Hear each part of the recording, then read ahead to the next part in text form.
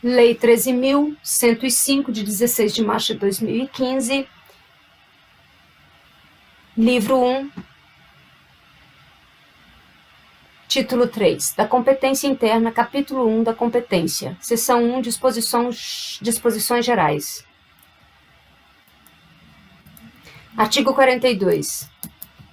As causas cíveis serão processadas e decididas pelo juiz nos limites de sua competência, ressalvado às partes o direito de instruir o juízo arbitral na forma da lei.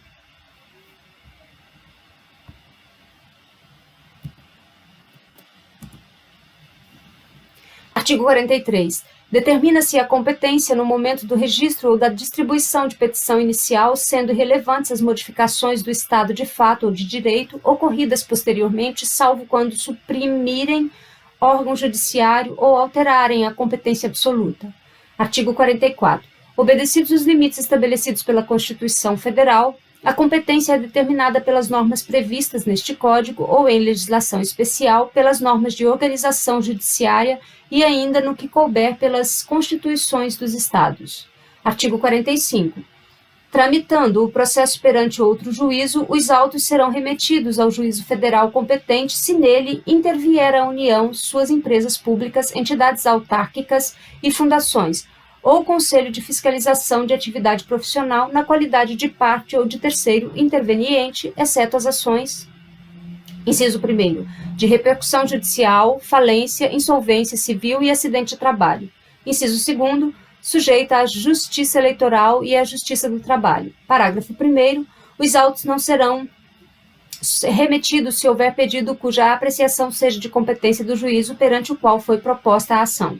Parágrafo 2º, na hipótese do parágrafo 1º, o juiz, ao não admitir a acumulação de pedidos em razão da incompetência para apreciar a qualquer deles, não examinará o mérito daquele em que existe interesse da União, de suas entidades autárquicas ou de suas empresas públicas.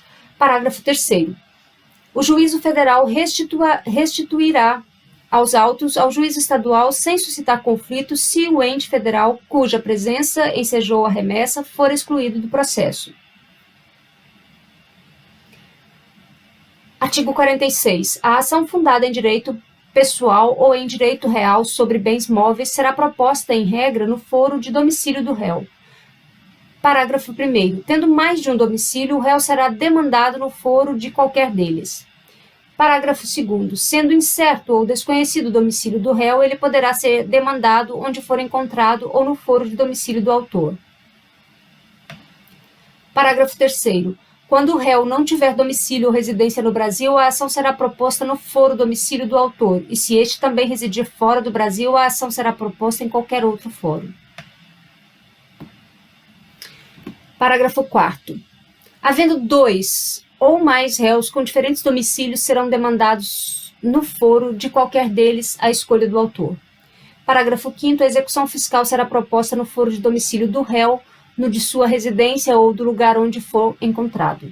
Artigo 47. Para as ações fundadas em direito real sobre imóveis é competente o foro de situação da coisa.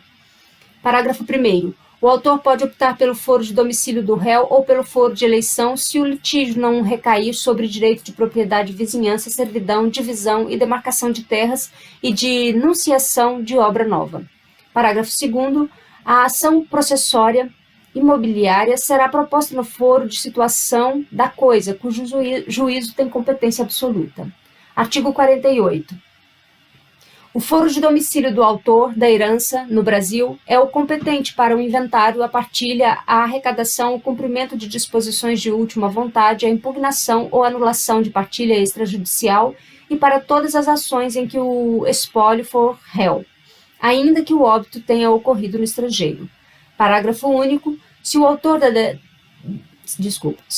da herança não possuía domicílio certo, é competente. Inciso 1º, o foro de situação dos bens imóveis.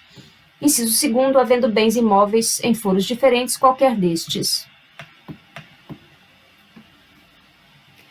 Inciso 3º, não havendo bens imóveis, o foro do local de qualquer dos bens do espólio. Artigo 49. A ação em que o ausente for réu será proposta no foro de seu último domicílio, também competente para a arrecadação, o inventário, a partilha e o cumprimento de disposições testamentárias. Artigo 50. A ação em que o incapaz for réu será proposta no foro de domicílio do seu representante ou assistente. Artigo 50. É competente o foro de domicílio do réu para as causas em que seja autora a União. Parágrafo único. Se a União for a demandada, a ação poderá ser proposta no foro de domicílio do autor, no de ocorrência do ato ou fato que originou a demanda, no de situação da coisa ou no Distrito Federal.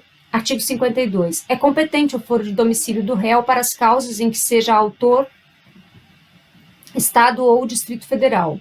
Parágrafo único. Se Estado ou o Distrito Federal for o demandado, a ação poderá ser proposta no foro de domicílio do autor, no de decorrência do ato ou fato que originou a demanda, no de situação da coisa ou na capital do respectivo ente federado. Artigo 53. É competente o foro. Inciso 1º. Para a ação de divórcio, separação, anulação de casamento e reconhecimento ou dissolução de união estável.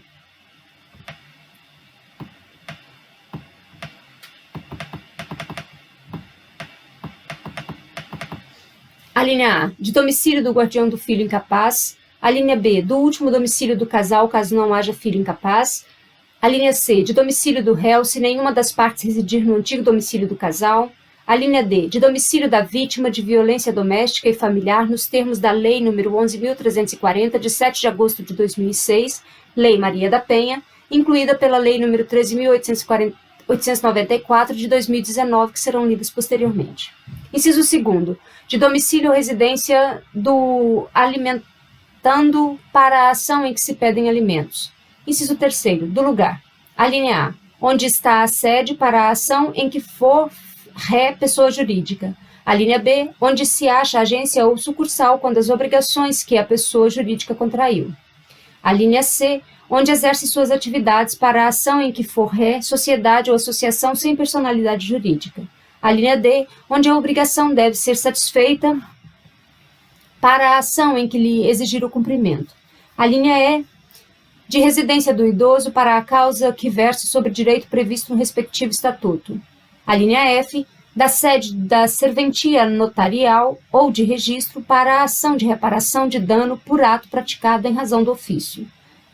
Inciso 4, do lugar do ato ou fato para a ação, a linha A, de reparação de dano, a linha B, em que for réu o administrador ou gestor de negócios alheios.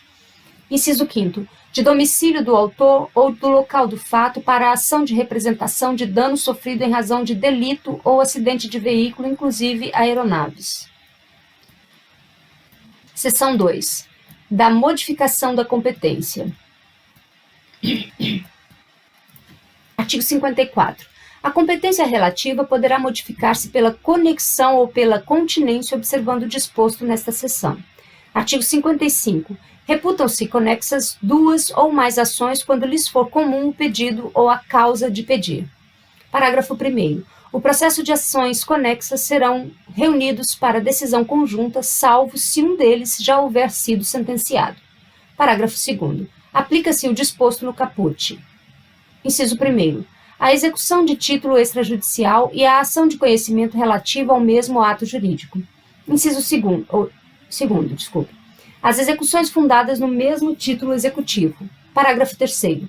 Serão reunidos para julgamento conjunto os processos que possam gerar risco de prolação de decisões conflitantes ou contraditórias, casos decididos separadamente, mesmo sem conexão entre eles. Artigo 56. Dá-se a continência entre duas ou mais ações quando houver identidade quanto às partes e à causa de pedir, mas o pedido de uma, por ser mais amplo, abrange o das demais. Artigo 57. Quando houver continência e a ação continente tiver sido proposta anteriormente no processo relativo à ação contida, será proferida sentença sem resolução de mérito. Caso contrário, as ações serão necessariamente reunidas. Artigo 58. A reunião das ações propostas em separado far-se-á no juízo prevento, onde serão decididas simultaneamente. Artigo 59. O registro ou a distribuição da petição inicial torna prevento o juízo. Artigo 60. Se o imóvel se achar situado em mais de um estado, comarca, seção ou subseção judiciária, a competência territorial do juízo prevento estender-se-á, sobre a totalidade do imóvel. Artigo 61. A ação acessória será proposta no juízo competente para a ação principal. Artigo 62. A competência determinada em razão da matéria da pessoa ou da função é inderrogável por convenção das partes. Artigo 63. As partes podem modificar a competência em razão do valor e do território, alegando foro onde será proposta a ação oriunda de direitos e obrigações. Parágrafo 1º. A eleição de foro só produz efeito quando constar de instrumento escrito e aludir expressamente a determinado negócio jurídico. Parágrafo 2º. O foro contratual obriga os herdeiros e sucessores das partes. Parágrafo 3º. Antes da citação, a cláusula de eleição do foro, se abusiva, pode ser reputada ineficaz de ofício pelo juiz que determinará a remessa dos autos ao juízo do foro de domicílio do réu. Parágrafo 4º. Citado, incumbe ao réu alegar a abusividade da cláusula de eleição do foro na contestação sob pena de preclusão. Seção 3 da incompetência. Artigo 64. A incompetência absoluta ou relativa será alegada como questão preliminar de contestação. Parágrafo 1º. A incompetência absoluta pode ser alegada em qualquer tempo e grau de jurisdição e deve ser declarada de ofício. Parágrafo 2º. Após manifestação da parte contrária, o juiz decidirá imediatamente a alegação da incompetência. Parágrafo 3º. Caso a alegação de incompetência seja acolhida, os autos serão remetidos ao juízo competente. Parágrafo 4º. Salvo decisão judicial, em sentido contrário, conservar-se-ão os efeitos de decisão proferida pelo juízo incompetente até que outra seja proferida, se for o caso, pelo juízo competente. Artigo 65. Prorrogar-se-á a competência relativa se o réu não alegar a incompetência em preliminar de contestação. Parágrafo único. A incompetência relativa pode ser alegada pelo Ministério Público nas causas em que atuar. Artigo 66. Há conflito de competência quando: inciso 1. 2 ou mais juízes se declararam competentes. Inciso 2. 2 ou mais juízes se consideraram incompetentes, atribuindo um ao outro a competência. Inciso 3. Entre 2 ou mais juízes surge controvérsia acerca da reunião ou separação de processos. Parágrafo único. O juiz que não acolher a competência declinada deverá suscitar o conflito, salvo se a atribuir a outro juízo. Continuaremos a leitura do capítulo 2 no próximo vídeo. Até lá!